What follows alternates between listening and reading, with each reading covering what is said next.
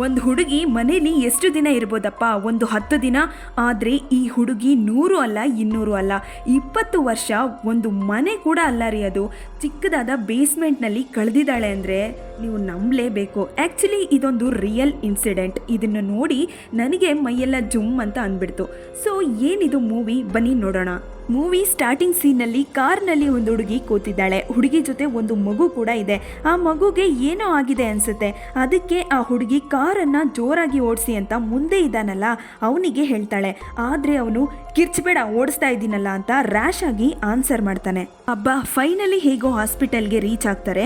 Doctors ಆ ಮಗುಗೆ treatment ಕೊಡೋದನ್ನ ಒಬ್ಳು ತಾಯಿ ಹೇಗೆ ಕಣ್ಣೀರ್ ಹಾಕೊಂಡು ನೋಡ್ತಾಳೋ ಅದೇ ರೀತಿ ಈ ಹುಡುಗಿ ಕೂಡ ಆ ಮಗುನ ನೋಡ್ತಾ ಇರ್ತಾಳೆ. ಈ ಸೀನ್ ಕಟ್ಟಾಗಿ ಈಗ ಫ್ಲಾಶ್ ಬ್ಯಾಕ್ ಅನ್ನ ನೋಡ್ತಾ ಇದ್ದೀವಿ. ಒಂದು ಫ್ಯಾಮಿಲಿ ಇದೆ. ಫ್ಯಾಮಿಲಿಲಿ 4 ಜನನು ಕೂಡ ಡಿನ್ನರ್ ಮಾಡ್ತಾ ಇದ್ದಾರೆ. ಅಪ್ಪ ಅಮ್ಮ, ಇಬ್ರು ಹೆಣ್ಮಕ್ಳು. ಇವಳು ದೊಡ್ಡವಳು. ಅಪ್ಪನ ಮಾತನ್ನ ಯಾವಾಗ್ಲೂ ಕೇಳ್ತಾ ಇರ್ತಾಳೆ. ಇವಳು ಅವಳ ತಂಗಿ. ಸ್ವಲ್ಪ ಬಾಯಿ ಜಾಸ್ತಿ, ಹಠ ಕೂಡ ಜಾಸ್ತಿ. ಈಗಲೂ ಕೂಡ ನಾನು ಪಾರ್ಟಿಗೆ ಹೋಗ್ತಾ ಇದ್ದೀನಿ ಅಂತ ಅಲ್ಲಿಂದ ಎದ್ದು ಹೋಗ್ತಾಳೆ. ಇದನ್ನ ನೋಡಿದ ಅವ್ರ ಅಪ್ಪಂಗೆ ತುಂಬಾನೇ ಕೋಪ ಬರುತ್ತೆ. ಏನ್ ಹುಡುಗಿನ ಬೆಳೆಸಿದ್ಯಾ, ಹೇಳಿದ ಮಾತು ಒಂಚೂರು ಕೇಳದೇ ಇಲ್ಲ ಅಂತ ಅವ್ರ ಹೆಂಡತಿಗೆ ಬೈತಾನೆ. ಈ ಕಡೆ ಇವಳು ಬಾಯ್ ಫ್ರೆಂಡ್ ಜೊತೆ ಹಾಯಾಗಿ ನೈಟ್ ಪಾರ್ಟಿಗೆ ಹೋಗ್ತಾ ಇದ್ದಾಳೆ. ಬಟ್ ಆದ್ರೆ ಇವರು ಒಳ್ಳೆ ಪ್ರೇಮಿಗಳೇ. ಇವನು ಅವಳಿಗೋಸ್ಕರ ಒಂದು ರೊಮ್ಯಾಂಟಿಕ್ ಹಾಡನ್ನ ಕೂಡ ಹಾಡ್ತಾನೆ. ಇದರಿಂದ ಅವಳು ತುಂಬಾನೇ ಇಂಪ್ರೆಸ್ ಆಗಿ ನೈಟ್ ಅಲ್ಲೇ ಸ್ಪೆಂಡ್ ಮಾಡಿ ಬೆಳಗ್ಗೆ ಹೊತ್ತು ಇವಳನ್ನ ಮನೆ ಹತ್ರ ಡ್ರಾಪ್ ಮಾಡಿ ಹೋಗ್ತಾನೆ. ಇದನ್ನೆಲ್ಲ ಇವರಪ್ಪ ನೋಡಿ ಯಾವನೋ ಒಬ್ಬ ತನ್ನ ಮಗಳಿಗೆ ಮುತ್ತು ಕೊಟ್ಟು ಹೋಗ್ತಾ ಇದ್ದಾನಲ್ಲ ಅಂತ ಮತ್ತೆ ಕೋಪ ಜಾಸ್ತಿ ಆಗುತ್ತೆ. ಇವಳು ಮನೆಗೆ ಬರೋದನ್ನ ನೋಡಿ ಅವರಪ್ಪ ಸಿಕ್ಕಾಪಟ್ಟೆ ಬೈತಾರೆ. ನನ್ನ ಮಾತು ಕೇಳದೆ ಇದ್ರೆ ಮನೆ ಬಿಟ್ಟು ಹೋಗು ಅಂತ ಹೇಳ್ತಾರೆ. ನಂಗೆ 18 ವರ್ಷ ಆಗಿದ ತಕ್ಷಣ ಈ ಮನೇಲಿ ಕಾಲನ್ನ ಕೂಡ ಇಡೋದಿಲ್ಲ ಅಂತ ತನ್ನ ರೂಮಿಗೆ ಹೋಗ್ಬಿಡ್ತಾಳೆ. ಅಲ್ಲಿ ಅವರ ಅಕ್ಕ ಅಮ್ಮ ಬಂದು ಇವಳಿಗೆ ಸಮಾಧಾನ ಮಾಡ್ತಾರೆ. ಇವಳು ತನ್ನ ಬಾಯ್ ಫ್ರೆಂಡ್ ಜೊತೆ ಡೇಟ್ ಮಾಡಿದ್ದನ್ನ ಇಬ್ಬರ ಹತ್ರನೂ ಶೇರ್ ಮಾಡಿಕೊಂಡು ಹ್ಯಾಪಿಯಾಗಿ ಟೈಮ್ ಅನ್ನ ಸ್ಪೆಂಡ್ ಮಾಡ್ತಾ ಇರ್ತಾರೆ. ಇದನ್ನೆಲ್ಲ ಇವನು ಕದ್ದು ಮುಚ್ಚಿ ಕೇಳಿಸ್ಕೊಂಡು ಮೆಟ್ಲಿಳಿದು ಒಂದು ಬುಕ್ ಕಬೋರ್ಡ್ ತರ ಇದೆ, ಅದನ್ನ ತಳ್ಳಿದ್ರೆ ಒಂದು ರೂಮ್ ಕಾಣಿಸುತ್ತೆ. ಇದೇ ಈ ಮನೆಗೆ ಕೊಟ್ಟಿರೋ ಒಂದು ರಹಸ್ಯವಾದ ಹಿಡನ್ ಬೇಸ್ಮೆಂಟ್. ಮಾರನೇ ದಿನ ಇವಳು ಫೋನ್ ನಲ್ಲಿ ಬಾಯ್ ಫ್ರೆಂಡ್ ಜೊತೆ ಮಾತಾಡ್ತಾ ಇದ್ದಾಳೆ. ಇದನ್ನ ನೋಡಿ ಇವರಪ್ಪ ಬಾರಮ್ಮ ಸ್ವಲ್ಪ ಹೆಲ್ಪ್ ಮಾಡು ಅಂತ ಕರೀತಾರೆ. ಇವಳು ಸರಿ ಅಂತ ಹೇಳಿ ಫಾಲೋ ಮಾಡ್ಕೊಂಡು ಹೋದಾಗ ಒಂದು ಬಾಕ್ಸ್ ನ ಹಿಡ್ಕೊಂಡು ಇಬ್ರು ಒಂದು ಬೇಸ್ಮೆಂಟ್ಗೆ ಬರ್ತಾ ಇದ್ದಾರೆ. ಬಾರಮ್ಮ ಇದನ್ನ ಒಳಗೆ ಇಟ್ಟು ಬಿಡೋಣ ಅಂತ ಅವರಪ್ಪ ಹೇಳಿದಾಗ ಇವಳು ಆ ಹಿಡನ್ ಬೇಸ್ಮೆಂಟ್ ನ ಬೈದಲ್ಲಿ ನೋಡ್ಕೊಂಡು ಮುಂದೆ ಹೋಗ್ತಾ ಇರ್ತಾಳೆ. ಸರಿ ಆಯ್ತು, ನಾನು ಹೋಗ್ತೀನಿ ಅಂದಾಗ ಅವರಪ್ಪ ಇರು, ಇದು ಚಿಕ್ಕದಾದ ಹಿಡನ್ ಬೇಸ್ಮೆಂಟ್, ಇಲ್ಲಿ ಏನೇ ಸೌಂಡ್ ಮಾಡಿದ್ರು ಆಚೆ ಕೇಳಿಸೋದಿಲ್ಲ ಅಂತ ಹೇಳಿ ಅವಳನ್ನ ಒಳಗಡೆ ಹಾಕಿ ಬಾಗ್ಲ ಹಾಕ್ಬಿಡ್ತಾನೆ. ಈ ಡೋರ್ ಹೆಂಗಂದ್ರೆ ಇದು ನಂಬರ್ ಲಾಕ್ ಡೋರ್. ಪಾಸ್ವರ್ಡ್ ಇದ್ರೆ ಮಾತ್ರ ಈ ಡೋರ್ ಅನ್ನ ಓಪನ್ ಮಾಡೋಕೆ ಆಗೋದು. ಇವಳು ಅಪ್ಪ ಏನ್ ಮಾಡ್ತಿದ್ದೀರಾ, ಡೋರ್ ಓಪನ್ ಮಾಡಿ, ನೀವು ಹೇಳೋ ಮಾತೆಲ್ಲ ಕೇಳ್ತೀನಿ ಅಂದಾಗ ಅವನು ಕರುಣೆನೇ ಇಲ್ಲದೆ ಅವಳನ್ನ ಅಲ್ಲಿ ಒಬ್ಬಂಟಿಯಾಗಿ ಬಿಟ್ಟು ಹೋಗೇ ಬಿಡ್ತಾನೆ. ಅವ್ರ ಅಕ್ಕ ಅಮ್ಮ ಇಬ್ರು ಮಗಳಿಗಾಗಿ ಕಾದು ಕಾದು ಭಯ ಆಗಿ ಪೊಲೀಸ್ಗೆ ಕಂಪ್ಲೇಂಟ್ ಕೊಡ್ತಾರೆ. ಇಲ್ಲಿ ಇವಳು ಒಂದು ದಿನ ಊಟ ನೀರು ಇಲ್ಲದೆ ಕಳೀತಾಳೆ. ಮಾರನೇ ದಿನ ಅವರಪ್ಪ ಇನ್ನೇನು ಒಳಗೆ ಬರಬೇಕು ಅಷ್ಟು ಬೇಗ ಇವಳು ಅವನನ್ನ ತಳ್ಳಿ ಓಡೋಗ್ತಾಳೆ. ಹಬ್ಬ ತಪ್ಪಿಸ್ಕೊಂಡ್ಲು ಅಂದ್ಕೋತೀವಿ, ಆದ್ರೆ ಇಲ್ಲೇ ಇರೋದು ಟ್ವಿಸ್ಟು. ಅವನು ಈ ಬಾಗಿಲು ಅಲ್ಲದೆ ಸೇಫ್ಟಿಗೆ ಇನ್ನೊಂದು ಬಾಗಿಲಿಗೂ ಲಾಕ್ ಅನ್ನ ಹಾಕಿರ್ತಾನೆ. ಬೇರೆ ದಾರಿನೇ ಇಲ್ಲ, ತಗ್ಲಾಕೊಂಡ್ಲು. ಇದನ್ನ ನೋಡಿ ಅವರಪ್ಪ ಸುಮ್ಮನೆ ಇರ್ತಾನ. ಏನೇ ನನ್ನ ಮೀರಿ ಹೋಗ್ತೀಯಾ, ನೀನು ಈ ಬೇಸ್ಮೆಂಟ್ ನಲ್ಲೇ ಕೊಳಿಬೇಕು ಅಂತ ತಲೆ ಕೂದಲು ಹಿಡ್ಕೊಂಡು ಹೆತ್ತ ಮಗಳು ಅಂತಾನೂ ನೋಡದೆ ಟಾರ್ಚರ್ ಕೊಡ್ತಾನೆ. ನನಗಿಲ್ಲಿರೋಕ್ಕಾಗ್ತಾ ಇಲ್ಲಪ್ಪ, ಗಾಳಿ ಇಲ್ಲ, ಕರೆಂಟ್ ಕೂಡ ಇಲ್ಲ ಅಂತ ಹೇಳಿದಾಗ ಹೇ, ಆ ಲಾಕ್ನ ತಪ್ಪಾಗಿ 3 ಸಲ ಟ್ರೈ ಮಾಡಿದ್ರೆ ಕರೆಂಟ್ ಮತ್ತೆ ವೆಂಟಿಲೇಷನ್ ಸಪ್ಲೈ ನಿಂತೋಗುತ್ತೆ ಅಂತ ಕೆಟ್ಟದಾಗಿ ಬೈದು ಆಕೆಯನ್ನ ಫೋರ್ಸ್ಫುಲ್ ಆಗಿ ಅತ್ಯಾಚಾರ ಮಾಡಿ ಆ ಬೇಸ್ಮೆಂಟ್ ನಿಂದಲೇ ಹೊರಟೋಗ್ಬಿಡ್ತಾನೆ. ಅವರಮ್ಮ ಕಂಪ್ಲೇಂಟ್ ಕೊಟ್ಟಿದ್ರಲ್ವಾ, ಅದಕ್ಕೆ ಪೊಲೀಸ್ ಅವರು ಇನ್ವೆಸ್ಟಿಗೇಷನ್ಗಂತ ಮನೆಗೆ ಬಂದು ಪ್ರಶ್ನೆ ಕೇಳ್ತಾ ಇರ್ಬೇಕಾದ್ರೆ ಮಿಡಲ್ ನಲ್ಲಿ ಇವನು ಬಂದು ಅವಳು ಅವಾಗವಾಗ ಹೊರಗಡೆ ಬಾಯ್ ಫ್ರೆಂಡ್ ಜೊತೆ ಸುತ್ತಾಡಕ್ ಹೋಗ್ತಾ ಇದ್ಲು. ಅದು ಅಲ್ಲದೆ 18 ವರ್ಷ ಆದ್ಮೇಲೆ ಮನೇಲಿ ಕಾಲು ಕೂಡ ಇಡೋದಿಲ್ಲ ಅಂತ ಹೇಳಿದ್ಲು. ನನಗೇನೋ ಅವಳು ಆ ಬಾಯ್ ಫ್ರೆಂಡ್ ಜೊತೆನೆ ಹೋಗಿರ್ಬೇಕು ಅಂತ ಸ್ಟೇಟ್ಮೆಂಟ್ ಕೊಟ್ಟು ಪೊಲೀಸ್ ಅವ್ರ ಮೈಂಡ್ ನ ಡೈವರ್ಟ್ ಮಾಡ್ತಾನೆ. ಇದನ್ನ ಕೇಳಿ ಪೊಲೀಸರು ಅಲ್ಲಿಂದ ಹೊರಟೋಗ್ಬಿಡ್ತಾರೆ. ಮಾರನೇ ದಿನ ಇವಳ ಬಾಯ್ ಫ್ರೆಂಡ್ ಅವಳನ್ನ ಕೇಳಿದಾಗ ನಿನಗ್ ವಿಷಯ ಗೊತ್ತಿಲ್ವಾ, ಅವಳು ಪಕ್ಕದ ಮನೆ ಹುಡುಗನ ಜೊತೆ ಓಡಿ ಹೋಗ್ಬಿಟ್ಲು ಅಂತ ತನ್ನ ಮಗಳ ಬಗ್ಗೆನೆ ಕೆಟ್ಟದಾಗಿ ಹೇಳ್ತಾನೆ ಇವರಪ್ಪ. ಇದನ್ನ ಕೇಳಿದ ಬಾಯ್ ಫ್ರೆಂಡ್ ತುಂಬಾ ದುಃಖದಲ್ಲಿ ಅಲ್ಲಿಂದ ಹೋಗ್ಬಿಡ್ತಾನೆ. ಇಷ್ಟೆಲ್ಲ ಮಾಡಿ ಮತ್ತೆ ಬೇಸ್ಮೆಂಟ್ಗೆ ಬರ್ತಾನೆ. ಆಕ್ಚುಲಿ ಅವಳಿಗೆ ಅವತ್ತು ಬರ್ತ್ಡೇ ಅಂತ ಕೇಕ್ ತಂದಿರ್ತಾನೆ ಮತ್ತೆ ಹೊಸ ಬಟ್ಟೆ ಕೂಡ ತಂದಿರ್ತಾನೆ. ನಿನಗೆ ಊಟ ನೀರು ಬೇಕು ಅಂದರೆ ಮರ್ಯಾದೆಯಿಂದ ಈ ಕೇಕ್ ಕಟ್ ಮಾಡಿ ಆ ಹೊಸ ಬಟ್ಟೆ ಹಾಕ್ಕೊಂಡು ಬಾ ಅಂತಾನೆ. ದೇವ್ರೆ ಏನು ಮಾಡ್ತಾನೋ, ಬೇರೇನು ದಾರಿ ಇಲ್ಲದೆ ಆ ಹುಡುಗಿನೂ ಹೊಸ ಬಟ್ಟೆ ಹಾಕ್ಕೊಂಡು ಬರುತ್ತೆ. ಇದನ್ನು ನೋಡಿದ ಅವರಪ್ಪ ಮತ್ತೆ ಆಕೆಯನ್ನು ಅತ್ಯಾಚಾರ ಮಾಡಿ ಅಬ್ಯೂಸ್ ಮಾಡ್ತಾನೆ. ಹೀಗೆ 354 ದಿನ ಕಳೆಯುತ್ತೆ. ನೋಡಿದ್ರೆ ಹುಡುಗಿ ತುಂಬು ಗರ್ಭಿಣಿ ಆಗಿದ್ದಾಳೆ. ಇವಳನ್ನು ಹಾಸ್ಪಿಟಲ್ಗೆ ಕರ್ಕೊಂಡೋಗೋದಕ್ಕೆ ಆಗೋದಿಲ್ಲ ಅಲ್ವಾ. ಸೊ ಇವರಪ್ಪ ನಾರ್ಮಲ್ ಡೆಲಿವರಿ ಆಗೋದು ಹೇಗೆ ಅನ್ನೋ ಪುಸ್ತಕವನ್ನು ತಂದುಕೊಟ್ಟಿರ್ತಾನೆ. ಪಾಪ ಇವಳು ಅದನ್ನು ಓದ್ಕೊಂಡು ಕೊನೆಗೂ ಒಂದು ಹೆಣ್ಣು ಮಗುಗೆ ಜನ್ಮ ಕೊಡ್ತಾಳೆ. ಈ ಮಗುಗೆ ಮೇರಿ ಅಂತ ಹೆಸರನ್ನ ಕೂಡ ಇಡ್ತಾಳೆ. ಇಲ್ಲಿ ಅವರಮ್ಮ ಮಗಳು ಕಾಣೆಯಾಗಿ ತುಂಬಾ ದಿನ ಆಯ್ತು. ಒಬ್ಬ ಸ್ಪೆಷಲ್ ಡಿಟೆಕ್ಟಿವ್ನ ಇಟ್ಟು ಕಂಡು ಹಿಡಿಯೋಣ ಅಂತ ಗಂಡನಿಗೆ ಹೇಳಿದ್ರೆ ಓಡೋಗಿರೋಳ ಬಗ್ಗೆ ಮನೇಲಿ ಮಾತಾಡಬೇಡ ಅಂತ ಬಾಯಿ ಮುಚ್ಚಿಸ್ಬಿಡ್ತಾನೆ. ಆದ್ರೆ ಆ ಹುಡುಗಿ ಮನೆ ಕೆಳಗೆ ಇರೋ ಬೇಸ್ಮೆಂಟ್ನಲ್ಲೇ ಇದ್ದಾಳೆ ಅಂತ ಯಾರಿಗೂ ಗೊತ್ತಿರೋದಿಲ್ಲ. ಈ ಪಾಪಿ ಒಂದು ಮಗು ಆದ್ಮೇಲೂ ನಿಲ್ಸಲ್ಲ. ನೋಡಿದ್ರೆ ಆ ಹುಡುಗಿ ಮತ್ತೆ ಪ್ರೆಗ್ನೆಂಟ್ ಆಗಿದ್ದಾಳೆ. ಬೇಸ್ಮೆಂಟ್ನಲ್ಲಿ ತುಂಬಾನೇ ಕಷ್ಟಪಡ್ತಾ ಇದ್ದಾಳೆ.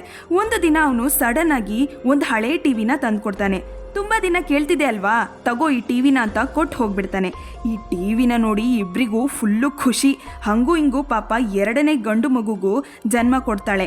7 ವರ್ಷ ಹಿಂಗೆ ಕಳೆದು ಹೋಗುತ್ತೆ. ಎಷ್ಟೇ ವರ್ಷ ಆದ್ರೂ ಈ ಬಾಯ್ ಫ್ರೆಂಡ್ ಅವಳ ಮೇಲೆ ಇನ್ನೂ ಲವ್ನಲ್ಲೇ ಇದ್ದಾನೆ ಅನ್ಸುತ್ತೆ. ಇವಳ ಮನೆ ಮುಂದೆ ಬಂದು ನಿಂತ್ಕೊಂಡು ನೋಡ್ತಾ ಇದ್ದಾನೆ. ಸಡನ್ ಆಗಿ ಆ ಹುಡುಗಿ ಅಕ್ಕ ಇವನನ್ನ ನೋಡಿ ಮಾತಾಡ್ಸೋಕೆ ಬರ್ತಾಳೆ. ಈ ಬಾಯ್ ಫ್ರೆಂಡು ಹೇಗಿದ್ದಾಳೆ ನಿನ್ ತಂಗಿ, ಯಾರನ್ನು ಕರ್ಕೊಂಡು ಹೊಡೋಗ್ಬಿಟ್ಲಂತೆ ಅಂತ ಕೇಳಿದಾಗ ಅಯ್ಯಯ್ಯೋ ಅವಳು ಯಾರ ಜೊತೆನೂ ಹೋಗಿಲ್ಲ, ಮಿಸ್ಸಿಂಗ್ ಅಂತ ಕಂಪ್ಲೇಂಟ್ ಕೊಟ್ಟಿದ್ದೀವಿ ಅಂತಾಳೆ. ಇಲ್ಲಿ ಇಬ್ಬರಿಗೂ ಶಾಕ್ ಆಗುತ್ತೆ. ಬೇಸ್ಮೆಂಟ್ಗೆ ಬಂದ್ರೆ ಆ ಹುಡುಗಿ ಇಬ್ರು ಮಕ್ಕಳು ಟಾರ್ಚ್ ಲೈಟ್ನ ಹಿಡ್ಕೊಂಡು ಆಟ ಆಡ್ತಾ ಇದ್ದಾರೆ. ನೋಡಿದ್ರೆ ಹುಡುಗಿ ಮತ್ತೆ ಪ್ರೆಗ್ನೆಂಟ್ ಆಗಿದ್ದಾಳೆ. ಮಕ್ಕಳಿಗೆ ಝೂ ಹೆಂಗಿರುತ್ತೆ ಅಂತ ಟಾರ್ಚ್ ಲೈಟ್ನ ಬಿಟ್ಟು ಬಾಯಲ್ಲಿ ಸೌಂಡ್ ಮಾಡಿಕೊಂಡು ತೋರಿಸ್ತಾ ಇದ್ದಾಳೆ. ಇವ್ರ ಅಕ್ಕಂಗೆ ಇವ್ರ ಅಪ್ಪನ ಮೇಲೆ ಡೌಟ್ ಬಂದು ಅಮ್ಮ ಮಗಳು ಇಬ್ರು ಯಾಕೆ ಆ ಹುಡುಗನ ಹತ್ರ ನೀವು ಓಡೋಗಿದ್ದಾಳೆ ಅಂತ ಸುಳ್ಳು ಹೇಳಿದ್ದೀರಾ, ಮೊದಲೇ ನಿಮಗೂ ಅವಳಿಗೂ ಅಂದರೆ ಆಗ್ತಾ ಇರಲಿಲ್ಲ, ಈಗ ಎಲ್ಲಿದ್ದಾಳೆ ಅವಳು ಅಂತ ಕೇಳಿದಾಗ ನನಗೇನು ಗೊತ್ತು, ಸುಮ್ಮನೆ ನನ್ನ ಹತ್ರ ಜಗಳಕ್ಕೆ ಬರಬೇಡಿ ಅಂತ ಎದ್ದೋಗ್ಬಿಡ್ತಾನೆ. ನೋಡಿದ್ರೆ ಬೇಸ್ಮೆಂಟ್ ಕೀ ಬಿಟ್ಟೋಗಿದ್ದಾನೆ ಕಳ್ಳ. ಇಲ್ಲಿ ಇವ್ರ ಅಕ್ಕಂಗೆ ಮೊದಲೇ ಒಂದು ಡೌಟ್ ಬಂದಿರುತ್ತೆ, ಅಪ್ಪ ಯಾಕೆ ಪದೇ ಪದೇ ಕೆಳಗಡೆ ಇರೋ ಅಂಡರ್ ಗ್ರೌಂಡ್ಗೆ ಹೋಗ್ತಾರಲ್ಲ ಅಂತ. ಕೀ ಎತ್ಕೊಂಡು ಓಪನ್ ಮಾಡಿ ಸುತ್ತಮುತ್ತ ನೋಡ್ತಾ ಇದ್ದಾಳೆ. ಅವ್ರ ತಂಗಿ ಹೆರಿಗೆ ನೋವಲ್ಲಿ ಬೇಸ್ಮೆಂಟ್ ಅಲ್ಲಿ ಕೂಗಾಡ್ತಾ ಇದ್ದಾಳೆ. ಈ ಸೌಂಡ್ ಕೂಡ ಆಚೆ ಸರಿಯಾಗಿ ಕೇಳಿಸ್ತಾ ಇಲ್ಲ. ಇದೇ ಟೈಮ್ಗೆ ಇವರಪ್ಪ ಸಡನ್ ಆಗಿ ಬಂದ್ಬಿಡೋದ, ಸರಿಯಾಗಿ ಬೈತಾ ಇದ್ದಾನೆ. ನಿನ್ ತಂಗಿನೇನು ಬಚ್ಚಿಟ್ಟಿದ್ದೀನ, ಪರ್ಮಿಷನ್ ಇಲ್ಲದೆ ನನ್ನ ಅಂಡರ್ ಗ್ರೌಂಡ್ಗೆ ಬರಬೇಡ ಅಂತ ಅವಳನ್ನ ಅಲ್ಲಿಂದ ಓಡಿಸ್ಬಿಡ್ತಾನೆ. ಇವನು ಮತ್ತೆ ಬೇಸ್ಮೆಂಟ್ಗೆ ಬಂದು ನೋಡಿದ್ರೆ ಆಗ್ತಾನೆ ಅವ್ರ ಮಗಳು 3ನೇ ಮಗುಗೆ ಜನ್ಮ ಕೊಟ್ಟಿರ್ತಾಳೆ. ಹಂಗೆ ಅವನಿಗೆ ಮಸಾಜ್ ಮಾಡಿಕೊಂಡು ಈ ರೂಮಲ್ಲಿ ನಾವು 3 ಜನ ಇದ್ದೀವಿ, ನಾವಿರೋದಕ್ಕೆ ಕಷ್ಟ ಆಗ್ತಿದೆ, ಹೆಂಗಾದ್ರೂ ಮಾಡಿ ಈ ಮಗುನ ನನ್ನ ಅಮ್ಮನ ಹತ್ರ ಕೊಟ್ಬಿಡಿ ಅಂದಾಗ ಯಾವ ಮೂಡ್ನಲ್ಲಿದ್ನೋ ಏನೋ ಸರಿ ಅಂತ ಒಪ್ಕೋತಾನೆ. ಮಾರನೇ ದಿನ ಡೋರ್ ಮುಂದೆ ಒಂದು ಲೆಟರ್ ಇರುತ್ತೆ, ಒಂದು ಮಗು ಕೂಡ ಇರುತ್ತೆ. ಆ ಲೆಟರ್ನಲ್ಲಿ ಅಮ್ಮ ಈ ಮಗು ನಂದೇ, ಸದ್ಯಕ್ಕೆ ನನಗಿದನ್ನ ಸಾಕೋಕೆ ಆಗ್ತಾ ಇಲ್ಲ, ದಯವಿಟ್ಟು ನೀವು ನೋಡ್ಕೊಳ್ಳಿ ಅಂತ ಬರೆದಿರುತ್ತೆ. ಇದನ್ನ ನೋಡಿ ಹುಡುಗಿ ಅಮ್ಮನು ಖುಷಿಯಿಂದ ಮಗುನ ಎತ್ಕೋತಾಳೆ. ಆದ್ರೆ ಆ ಮಗು ಇಟ್ಟಿರೋ ತೊಟ್ಲಲ್ಲಿ ಒಂದು ಚೀಟಿ ಇರುತ್ತೆ. ದುರಾದೃಷ್ಟ ಏನ್ ಮಾಡೋದು, ಇವ್ರ ಅಪ್ಪನ ಕೈಗೆ ಸಿಗ್ಬೇಕಾ. ಕೋಪದಲ್ಲಿ ಬೇಸ್ಮೆಂಟ್ಗೆ ಬಂದು ಏನೇ ನನ್ ಕಾಪಾಡಿ ಅಂತ ಚೀಟಿಲ್ ಬರ್ದು ನನ್ನೇ ಸಿಕ್ಕಾಕ್ಸೋಕ್ ನೋಡ್ತಿದ್ಯಾ, ಹೋಗಿ ಈ ಬಟ್ಟೆ ಹಾಕೊಂಡ್ ಬಾ ಅಂತಾನೆ. ಈ ಸೈಕೋ ಅಪ್ಪಂಗೆ ಇನ್ನೂ ಕಾಮ ಕಡಿಮೆ ಆಗಿಲ್ಲ ಅನ್ಸುತ್ತೆ. ಈ ಹುಡುಗಿ ಮಕ್ಕಳೆಲ್ಲ ಬೆಳೆದು ಸ್ವಲ್ಪ ದೊಡ್ಡವರು ಆಗಿದ್ದಾರೆ. ಈ ಕಡೆ ಇವಳು ಮತ್ತೆ 4ನೇ ಮಗುನ ಹೊಟ್ಟೆಯಲ್ಲಿ ಇಟ್ಕೊಂಡಿದ್ದಾಳೆ. ಸರಿ ಸುಮಾರು 14 ವರ್ಷ ಒಳಗೆ ಇದ್ದಾರೆ ಇವರು. ಇವ್ರ ದೊಡ್ಡ ಮಗಳು ಅಪ್ಪ ಅಮ್ಮ ನನಗೆ ಕೂದಲು ಕಟ್ ಮಾಡಿದ್ರು, ಹೇಗಿದೆ ನೋಡು ಅಂದಾಗ ಆ ದೊಡ್ಡ ಮಗಳನ್ನು ಕಾಮದ ಕಣ್ಣಿಂದ ನೋಡ್ತಾನೆ. ಇದನ್ನ ನೋಡಿ ಅವ್ರ ಅಮ್ಮಂಗೆ ಕೋಪ ಬರ್ತಿದೆ. ಅವನನ್ನ ಸೈಡ್ ಕರೆದು ನನ್ನ ಏನಾದ್ರೂ ಮಾಡ್ಕೋ, ನನ್ನ ಮಕ್ಕಳಿಗೆ ಏನು ಮಾಡಬೇಡ ಅಂತ ಕೋಪದಲ್ಲಿ ಬೇಡ್ಕೋತಾಳೆ. ಈ ಕಡೆ ಮೇಲೆ ಹುಡುಗಿ ಅಮ್ಮ ಮಗುನ ಚೆನ್ನಾಗಿ ಬೆಳೆಸಿ ಅವನಿವಾಗ ಹೆಲ್ತಿಯಾಗಿ ಹ್ಯಾಪಿಯಾಗಿ ಇದ್ದಾನೆ. ನನ್ನ ಅಮ್ಮ ಯಾವಾಗ ನನ್ನ ನೋಡಕ್ ಬರ್ತಾಳೆ ಅಂತ ಕೇಳ್ತಾ ಇದ್ದಾನೆ. ಇಲ್ಲಿ ನೋಡಿದ್ರೆ ಬೇಸ್ಮೆಂಟ್ ನ ಮೇಲಿರೋ ಗೋಡೆ ಮೇಲೆ ಒಂದು ಗ್ಯಾಪ್ ಕಾಣಿಸುತ್ತೆ. ಇದನ್ನ ಇವಳು ಸ್ವಲ್ಪನೇ ಕೊರೆದು ಯಾರಾದ್ರೂ ಬಂದು ಕಾಪಾಡ್ಬೋದು ಅಂತ ಟಾರ್ಚ್ ಲೈಟ್ ನ ಬಿಟ್ಟು ಸಿಗ್ನಲ್ ಕೊಡ್ತಾಳೆ. ಇದನ್ನ ರೋಡಲ್ಲಿ ಹೋಗೋ ಒಬ್ಬ ವ್ಯಕ್ತಿ ನೋಡಿ ಡೈರೆಕ್ಟ್ ಆಗಿ ಬಂದು ಇವ್ರ ಅಪ್ಪನ ಹತ್ರನೇ ಹೇಳ್ಬೇಕಾ. ಇವನಿಗೆ ಮೊದ್ಲೇ ಕೋಪ ಜಾಸ್ತಿ. ಅದ್ರಲ್ಲಿ ಬೇರೆ ಇವಳು 4ನೇ ಮಗುನ ಹೊಟ್ಟೆಲಿ ಇಟ್ಕೊಂಡು ತುಂಬು ಗರ್ಭಿಣಿ ಆಗಿದ್ಲು. ಬೇಸ್ಮೆಂಟ್ಗೆ ಬಂದಿದ್ದೆ ತಡ, ಹೊಟ್ಟೆ ಮೇಲೆ ಜೋರಾಗಿ ಒದ್ದು ಅಲ್ಲಿಂದ ಹೋಗ್ಬಿಡ್ತಾನೆ. ಒದ್ದ ಏಟಿಗೆ ಅವಳಿಗೆ ಹೆರಿಗೆ ನೋವು ಶುರು ಆಗುತ್ತೆ. ಹೆಂಗೋ ಹೆರಿಗೆ ಆಗಿ ಮಗುನ ತೆಗೆದಾಗ ಮಗು ಸತ್ತೋಗಿರುತ್ತೆ. ಇವಳು ಪಾಪ ಅಳ್ತಾ ಇದ್ದಾಳೆ. ಅವನು ಮತ್ತೆ ಬಂದು ಸೈಲೆಂಟ್ ಆಗಿ ಸತ್ತೋಗಿರೋ ಮಗುನ ಎತ್ಕೊಂಡು ಮಣ್ಣು ಮಾಡ್ತಾನೆ. ಹಿಂಗೆ 18 ವರ್ಷ ಕಳೆದೋಗುತ್ತೆ. ಈ ಮಕ್ಕಳು ಬೆಳೆದು ದೊಡ್ಡವರಾಗಿದ್ದಾರೆ ಮತ್ತು ಇವಳಿಗೂ ಸ್ವಲ್ಪ ವಯಸ್ಸಾಗಿರುತ್ತೆ. ವಯಸ್ಸಾದ ಮಕ್ಕಳು ಸುಮ್ಮನೆ ಇರ್ತಾರಾ, ಇನ್ನು ಎಷ್ಟು ದಿನ ನಾವು ಇಲ್ಲಿ ಇರಬೇಕು, ನಾವು ಹೊರಗಡೆ ಹೋಗಬೇಕು, ಹೆಂಗಾದ್ರೂ ಮಾಡಿ ಅಪ್ಪಂಗೆ ಹೇಳಿ ನಮ್ಮನ್ನ ಆಚೆ ಬರೋ ತರ ಮಾಡಿ ಅಂತ ಸಿಕ್ಕಾಪಟ್ಟೆ ಪ್ರಶ್ನೆ ಮಾಡಿದಾಗ ಇವಳಿಗೆ ಕೋಪ ಬಂದು ಇದೆಲ್ಲ ನನ್ನ ಕೈಯಲ್ಲಿ ಇಲ್ವೇ ಇಲ್ಲ, ಯಾಕೆ ನೀವು ನನ್ನ ಅರ್ಥ ಮಾಡ್ಕೋತಿಲ್ಲ ಅಂತ ಫಸ್ಟ್ ಟೈಮ್ ತುಂಬಾ ಕೋಪದಿಂದ ರಿಯಾಕ್ಟ್ ಮಾಡ್ತಾ ಮಾಡ್ತಾ ಇರ್ತಾಳೆ. ಈ ಮಕ್ಕಳು ಅಮ್ಮ ಈ ತರ ರಿಯಾಕ್ಟ್ ಮಾಡೋದು ನೋಡಿ ತುಂಬಾ ಭಯ ಆಗಿ ಅಲ್ಲಿಂದ ಸೈಲೆಂಟ್ ಆಗ್ಬಿಡ್ತಾರೆ. ಮಾರನೇ ದಿನ ಇಬ್ರು ಮಕ್ಕಳು ಅವ್ರ ಅಮ್ಮಂಗೆ ಅಮ್ಮ ಸಾರಿ, ನಮ್ಮಿಂದ ತಪ್ಪಾಗೋಯ್ತು, ನಮ್ಮನ್ನ ಕ್ಷಮಿಸ್ಬೇಡಿ ಅಂತ ಅಂದಾಗ ಅವಳು ಇಬ್ರು ಮಕ್ಕಳನ್ನ ಕೂರಿಸ್ಕೊಂಡು ನೋಡಿ, ನಾನು ನಿಮ್ಮ ಹತ್ರ ಒಂದು ನಿಜ ಹೇಳಬೇಕು, ನಿಮಗೆ ನಿಜ ಏನಂತ ತಿಳ್ಕೊಳ್ಳೋ ವಯಸ್ಸು ಕೂಡ ಬಂದಿದೆ. ಈ ಬೇಸ್ಮೆಂಟ್ನಲ್ಲಿ ನಾನು ಇಷ್ಟಪಟ್ಟಂತೂ ಖಂಡಿತವಾಗ್ಲೂ ಇಲ್ಲ. ಇಲ್ಲಿ ನಾನು ಸಿಕ್ಕಾಕೊಂಡು ಒದ್ದಾಡ್ತಾ ಇದ್ದೀನಿ. ನಿಮ್ಮಪ್ಪ ಆಗಿದ್ದಾನಲ್ಲ, ಅವನು ನನಗೂ ಕೂಡ ಅಪ್ಪನೇ ಅಂತ ಅಪ್ಪ ತನ್ನ ಮಗಳಿಗೆ ಏನೇನೆಲ್ಲ ಟಾರ್ಚರ್ ಕೊಟ್ಟಿದ್ನೋ ಅದನ್ನೆಲ್ಲ ಇವ್ರ ಮಕ್ಕಳಿಗೆ ಹೇಳ್ತಾಳೆ. ಇದನ್ನ ಕೇಳಿ ಮಕ್ಕಳಿಗೆ ಫುಲ್ಲು ಶಾಕು. ಈ ದೊಡ್ಡ ಮಗಳಿಗಂತೂ ಭಯದಲ್ಲಿ ಉಸಿರುಗಟ್ಟಿ ಉಸಿರಾಡೋಕೇನೆ ಪ್ರಾಬ್ಲಮ್ ಆಗ್ತಿದೆ. ಅವಳನ್ನ ಪಕ್ಕದಲ್ಲಿ ವೆಂಟಿಲೇಷನ್ ಸಪ್ಲೈಗೆ ಅಂತ ಒಂದು ಜಾಗ ಇರುತ್ತೆ, ಅಲ್ಲಿ ಕೂರಿಸ್ತಾಳೆ. ಚೆನ್ನಾಗಿ ಗಾಳಿನ ತಗೋ, ಏನೂ ಆಗಿಲ್ಲ, ನಿಂಗೆ ಭಯ ಪಡಬೇಡ ಅಂತ ಧೈರ್ಯವನ್ನ ತುಂಬಿಸ್ತಾಳೆ. 19 ವರ್ಷ ಹಿಂಗೆ ಕಳೆದೋಗುತ್ತೆ. ಚೆನ್ನಾಗಿ ರೇಷನ್ ತಂದು ಹಾಕ್ತಾ ಇದ್ದವನು ಇವಾಗ ಅದ್ರ ಪ್ರಮಾಣವನ್ನ ಕಡಿಮೆ ಮಾಡಿಬಿಡ್ತಾನೆ. ಕೇಳಿದ್ರೆ ಮೇಲಿರೋ ಮನೆಗೂ ತಂದು ಹಾಕ್ಬೇಕು, ಇಲ್ಲಿ ನಿಮ್ 4 ಜನಕ್ಕೂ ತಂದು ಹಾಕ್ಬೇಕು ಅಂದ್ರೆ ನನ್ ದುಡ್ಡಿಗೆ ಎಲ್ಲಿ ಹೋಗ್ಲಿ ಅಂತ ಇಬ್ರಿಗೂ ಮಾತಲ್ಲೇ ಜಗಳ ಆಗುತ್ತೆ. ಇದನ್ನ ಇವ್ರ ದೊಡ್ಡ ಮಗ ನೋಡಿ ಕೋಪದಲ್ಲಿ ಅವ್ರ ಅಪ್ಪಂಗೆ ಹೊಡೆಯಕ್ ಹೋಗ್ತಾನೆ. ಇದನ್ನೆಲ್ಲ ನೋಡಿ ಅವರಪ್ಪ ಸುಮ್ಮನೆ ಇರ್ತಾನ, ಹಿಂಗೆ ಬಿಟ್ರೆ ಕಷ್ಟ ಆಗುತ್ತೆ ಅಂತ ಅನ್ಕೊಂಡು ಕಾರ್ನಲ್ಲಿ ಬರೋ ಹೊಗೆನ ಏರ್ ವೆಂಟಿಲೇಷನ್ಗೆ ಹೋಗೋ ಜಾಗಕ್ಕೆ ಕನೆಕ್ಟ್ ಮಾಡಿ ಎಲ್ಲರನ್ನ ಸಾಯಿಸೋಕೆ ಪ್ಲಾನ್ ಮಾಡ್ತಾನೆ. ಸದ್ಯ ಇದೇ ಟೈಮ್ ನಲ್ಲಿ ಆ ಹುಡುಗಿ 3ನೇ ಮಗ ಬರ್ತಾನೆ. ಏನ್ ತಾತ ಗಾಡಿನಲ್ಲಿ ಕುತ್ಕೊಂಡು ಏನ್ ಮಾಡ್ತಾ ಇದ್ದೀರಾ ಅಂತ ಕೇಳಿದಾಗ ಅವನು ಸಡನ್ ಆಗಿ ಗಾಡಿನ ಆಫ್ ಮಾಡಿಬಿಟ್ಟು ಗಾಡಿ ಮೈಲೇಜ್ ಎಷ್ಟು ಕೊಡ್ತಿದೆ ಅಂತ ಚೆಕ್ ಮಾಡ್ತಿದೆ ಅಂತ ಹೇಳ್ತಾನೆ. ಹೆಂಗಿದ್ರು ಇವನು ಕೂಡ ಅವನ ಮಗನೇ ಅಲ್ವಾ, ಹಾಗಾಗಿ ಅವನನ್ನ ತಪ್ಕೊಳ್ತಾನೆ. ಅವನನ್ನ ತಪ್ಕೊಂಡಾಗ ಬರೋ ಫೀಲ್ ಆ ಮತ್ತೆರಡು ಮಕ್ಕಳನ್ನ ತಪ್ಕೊಂಡಾಗ್ಲೂ ಬರುತ್ತೆ ಅಲ್ವಾ. ಹಾಗಾಗಿ ಇವನು ಆ ಬೇಸ್ಮೆಂಟ್ ನಲ್ಲಿ ಹಾಕಿರುವ ಪೈಪ್ ಅನ್ನ ತೆಗೆದು ಬಿಡ್ತಾನೆ. ನಂತರ ಒಳಗ್ ಹೋಗಿ ಬೇಸ್ಮೆಂಟ್ ನಲ್ಲಿರೋ ತನ್ನ ಮಗಳು ಮತ್ತು ಮಕ್ಕಳಿಗೆ ಏನಾದ್ರೂ ಆಗಿದ್ಯಾ ಅಂತ ಚೆಕ್ ಮಾಡ್ತಾನೆ. ಅವರಿಗೆ ಏನೂ ಆಗಿರೋದಿಲ್ಲ. ಹಬ್ಬ ಏನೂ ಆಗಿಲ್ಲ ಅಂತ ಸಮಾಧಾನದಿಂದ ಮತ್ತೆ ಹೊರಟೋಗ್ತಾನೆ. ಒಂದಲ್ಲ ಎರಡಲ್ಲ 20 ವರ್ಷ ಆಗೋಯ್ತು ಇವರು ಬೇಸ್ಮೆಂಟ್ ಕೆಳಗೆ ತಗ್ಲಾಕೊಂಡು. ಉಸಿರಾಟದ ಸಮಸ್ಯೆ ಇರುತ್ತೆ ಅಲ್ಲ, ಆ ಹುಡುಗಿ ಉಸಿರಾಟದ ಸಮಸ್ಯೆಯಿಂದ ಬಳಲ್ತಾ ಇರ್ತಾಳೆ. ಇದ್ರಲ್ಲಿ ಅವಳಿಗೆ ಜ್ವರ ಬೇರೆ ಬಂದಿರುತ್ತೆ. ಇದೇ ಸಮಯದಲ್ಲಿ ಬೇಸ್ಮೆಂಟ್ ಮೇಲೆ ಒಂದು ಪಾರ್ಟಿ ನಡೀತಾ ಇರುತ್ತೆ. ಯಾಕೆ ಅಂದ್ರೆ 3ನೇ ಮಗ ಥಾಮಸ್ ಇರ್ತಾನೆ ಅಲ್ವಾ, ಅವನು ಯಾವ್ದೋ ಒಂದು ಸ್ಪೋರ್ಟ್ಸ್ ಟೀಮ್ಗೆ ಜಾಯ್ನ್ ಆಗ್ಬಿಟ್ಟು ಅದರಲ್ಲಿ ವಿನ್ ಆಗಿದ್ದ ಅನ್ಸುತ್ತೆ. ಸೊ ಇದರಿಂದ ಅವರು ಮೇಲೆ ತುಂಬಾನೇ ಚೆನ್ನಾಗಿ ಪಾರ್ಟಿ ಮಾಡ್ಕೊಂಡು ಎಂಜಾಯ್ ಮಾಡ್ಕೊಂಡು ಕುಡ್ಕೊಂಡಿದ್ದಾರೆ. ಮೇಲೆ ಇಷ್ಟು ಸಂತೋಷವಾಗಿದ್ರೆ ಈ ಕಡೆ ಕೆಳಗಡೆ ಇವರು ತುಂಬಾನೇ ಕಷ್ಟಪಡ್ತಾ ಇದ್ದಾರೆ. ಇವನು ಬೇಸ್ಮೆಂಟ್ ಬರ್ತಾನೆ. ಅಲ್ಲಿ ಮಗಳು ಹೆಲ್ತ್ ಪ್ರಾಬ್ಲಮ್ ಇಂದ ಒದ್ದಾಡ್ತಾ ಇದ್ದಾಳೆ. ಈ ಹುಡುಗಿ ಅಂತೂ ಪ್ಲೀಸ್ ನನ್ನ ಮಗಳನ್ನ ಹಾಸ್ಪಿಟಲ್ ಕರ್ಕೊಂಡು ಹೋಗೋಣ, ಇಲ್ಲ ಅಂದ್ರೆ ಅವಳು ಸತ್ತೋಗ್ತಾಳೆ, ನಿನ್ ಕಾಲಿಗೆ ಬಿದ್ದು ಕೇಳ್ಕೊಳ್ತೀನಿ ಅಂದಾಗ ಇವನಿಗೆ ಒಂದು ಕ್ಷಣ ಪಾಪ ಅಂತ ಅನ್ಸಿ, ಸರಿ ಆದ್ರೆ ನೀನು ಎಲ್ಲೂ ಕೂಡ ಮಾತಾಡ್ಲೇಬಾರ್ದು, ಯಾರು ಏನೇ ಕೇಳಿದ್ರು ಏನು ಹೇಳ್ಬಾರ್ದು, ಆಚೆ ಬಂದು ಸೈಲೆಂಟ್ ಆಗಿರ್ಬೇಕು. ಏನಾದ್ರೂ ನೀನ್ ಆಟ ತೋರಿಸಿದ್ರೆ ನಿನ್ ಮಗ ಇದ್ದಾನಲ್ಲ ಅವನ್ನ ಒಳಗಡೆನೆ ಬಿಟ್ಟು ಲಾಕ್ ಮಾಡಿ ಹೋಗೋದು, ಅವನನ್ನ ಕೊಂದು ಹಾಕ್ಬಿಡ್ತೀನಿ ಅಂತ ಬ್ಲಾಕ್ ಮೇಲ್ ಮಾಡಿ ಕರ್ಕೊಂಡು ಹೋಗ್ತಾನೆ. ಇವಳು 20 ವರ್ಷ ಆದ್ಮೇಲೆ ಆಚೆ ಬಂದಿರ್ತಾಳೆ. ತನ್ನ ಅಮ್ಮ ಇದ್ರೆ ಜೋರಾಗಿ ಕೂಗ್ಬಿಡೋಣ ಅಂತ ಅಂದ್ಕೋತಾಳೆ. ಆದ್ರೂ ಭಯ. ತಪ್ಪಿಸ್ಕೊಳ್ಳೋಕ್ಕಿಂತ ತನ್ನ ಮಗಳನ್ನ ಕಾಪಾಡೋದೇ ಇವಳಿಗೆ ಮೊದಲು ಬೇಕಾಗಿರೋದು. ಎಷ್ಟಿದ್ರು ತಾಯಿ ಹೃದಯ ಅಲ್ವಾ. ಇವಾಗ ಹಾಸ್ಪಿಟಲ್ ಬರ್ತಾರೆ. ಇದನ್ನೇ ನೋಡಿ ನೀವು ಸ್ಟಾರ್ಟಿಂಗ್ ಸೀನ್ ನಲ್ಲಿ ನೋಡಿದ್ದು. ಈ ಹುಡುಗಿ ಅಂತೂ ಫುಲ್ಲು ಸೀರಿಯಸ್ ಆಗಿದ್ದಾಳೆ. ICU ನಲ್ಲಿ ಹಾಕಿದ್ದಾರೆ ಅನ್ಸುತ್ತೆ. ಹಾರ್ಟ್ ಬಿಟ್ ಸ್ಟಾಪ್ ಆಗಿ ಶಾಕ್ ಕೊಟ್ಟು ನಿಂತೋಗಿರೋ ಹೃದಯನ ಬಡಿಯೋ ಥರ ಮಾಡಿ ಹೆಂಗೋ ಸೇವ್ ಮಾಡ್ತಾರೆ. ಅಮ್ಮಂಗೆ ಸಂತೋಷ ಮಗಳು ಬದುಕೊಂಡ್ಲು ಅಂತ. ಆದ್ರೂ ಅವಳಲ್ಲಿ ಏನೋ ಒಂದು ರೀತಿ ಯೋಚನೆ ಕಾಡ್ತಾ ಇದೆ. ಇವಾಗ ಇಬ್ರು ಹೊರಗಡೆ ಕೂತಿದ್ದಾರೆ. ಒಬ್ರು ಡಾಕ್ಟರ್ ಬಂದು ನಿಮ್ ಮಗಳು ಇವಾಗ ಆರಾಮಾಗಿದ್ದಾಳೆ, ಅಸ್ತಮದಿಂದ ಅವಳ ಆಕ್ಸಿಜನ್ ಲೆವೆಲ್ ಕಡಿಮೆ ಆಗಿ ಈ ತರ ಆಗಿದೆ, don't worry she is fine ಅಂತ ಅಂತಾರೆ. ಆದ್ರೆ ನಿಮ್ ಮಗಳು ಮೆಡಿಕಲ್ ಕೇಸ್ ಹಿಸ್ಟ್ರಿ ಬಗ್ಗೆ ಏನೂ ಇಲ್ವಾ, 18 ವರ್ಷದಿಂದ ಆ ಹುಡುಗಿನ ಒಂದು ಹಾಸ್ಪಿಟಲ್ಗೂ ಕರ್ಕೊಂಡು ಹೋಗಿಲ್ವಾ ಅಂತ ಕೇಳ್ತಿದ್ದಾರೆ. ಈ ಕಡೆ ನಮ್ಗನ್ಸುತ್ತೆ ನಿಜ ಹೇಳ್ಬಿಡೆ ಅಂತ. ಆದ್ರೆ ಏನ್ ಮಾಡೋದು, ಅವನು ಬ್ಲ್ಯಾಕ್ ಮೇಲ್ ಮಾಡ್ಬಿಟ್ಟಿದ್ದಾನಲ್ಲ.